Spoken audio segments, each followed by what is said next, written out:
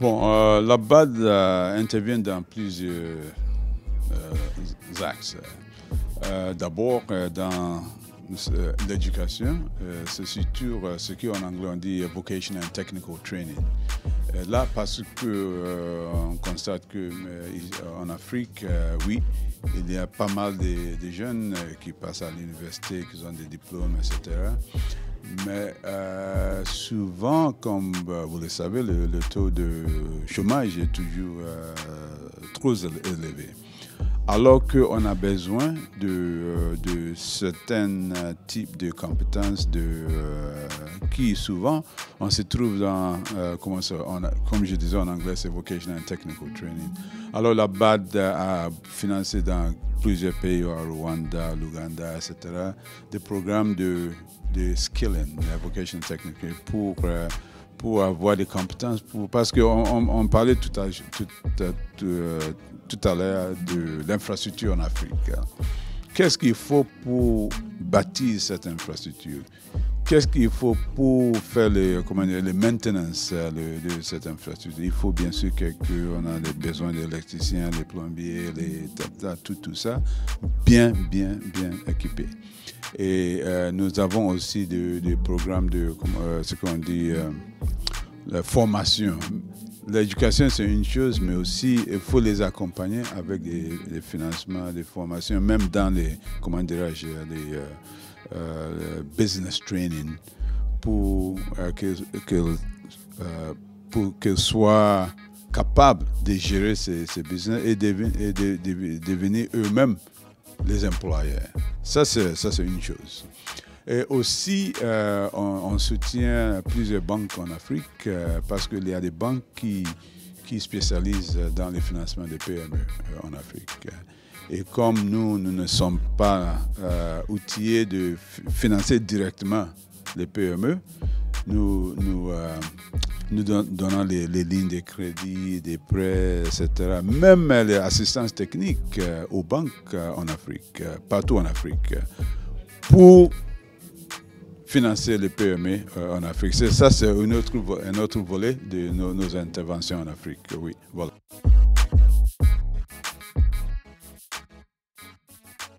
On a financé des banques au Nigeria, on a eu des banques en Libéria, des banques même ici au Maroc, en Tunisie.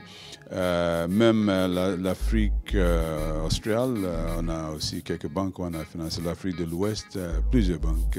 C'est surtout les banques commerciales, mais normalement on choisit les banques qui ont un portefeuille des activités dans les PME assez important. Et nous faisons un suivi, bien sûr, après pour s'assurer que les financements que nous avons donnés aux banques sont vraiment utilisés pour soutenir les PME. De retour, oui, absolument. Parce que, bon, concrètement, qu'est-ce qu'on a? On a des entreprises qui sont... Des créations des entreprises, c'est une chose, mais des entreprises qui sont déjà là, mais qui n'arrivent pas à se développer ou bien se grandir à cause du manque de financement. On a eu ça aussi où ils ont ce type de choses. Il y a aussi, j'ai oublié de mentionner aussi, on a financé un programme en Tunisie qui s'appelle Soukatamia. Et je pense ici, on a même récemment essayé de faire quelque chose pareil ici au Maroc. Et Soukatamia, c'était de financer aussi les jeunes qui ont des idées des entreprises, de le mettre en contact aussi avec les formateurs, avec les universités pour le côté savoir. Et nous les accompagnons avec des prêts, des dons et aussi assistance, même des dons pour assistance technique pour développer. Et c'est un programme qui a beaucoup aidé les jeunes pour développer leur business. Ça, c'était en Tunisie.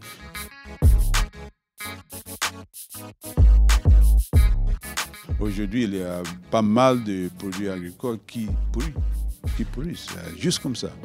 Et alors, et on a des jeunes qui ont vraiment des idées des idées innovantes.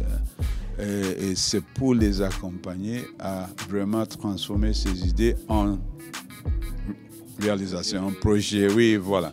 Et c'est ça qui fait ce projet de Jobs for Youth, qui les accompagne dans le secteur de l'agriculture. Au sein de la BAD, il y a Oui. un projet Oui. qui s'appelle Jobs For Youth, oui, voilà. Jobs for Youth, c'est Depuis combien de temps? c'est depuis 2 ans déjà, oui. Et c'est pour les accompagner Dans tout le pays. oui, dans tous les pays. Toutes ces initiatives sont dans tous les pays. Mais dans Comment chaque... est-ce que les jeunes peuvent en profiter? En profiter. Normalement, nous travaillons bien sûr avec les gouvernements. Ça passe par les gouvernements. Et il faut aussi souligner que dans chaque pays, on définit une stratégie d'intervention dans les pays. Et voilà. Alors, il y a des pays qui peuvent définir comme priorité pour eux, disons, le secteur d'énergie. Voilà. Ou bien secteur de l'agriculture, ou bien, etc. Ici au Maroc, nous avons un des piliers de nos interventions, c'est bien sûr d'accompagner le pays dans à l'industrialisation verte. Oui, voilà, verte.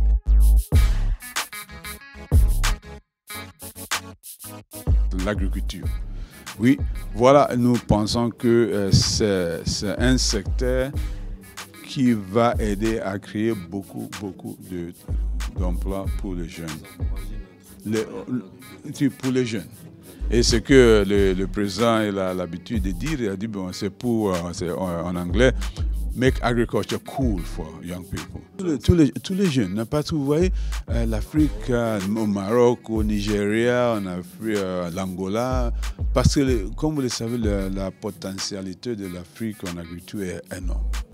On a, vous savez les statistiques, je pense qu'il y a 60-65% comment dirais-je, des arable land en anglais, des terres arables au monde, c'est ici en Afrique.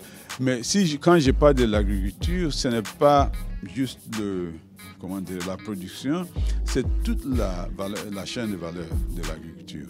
La transformation aussi des produits agricoles fait partie du soutien que nous donnons aussi aux jeunes.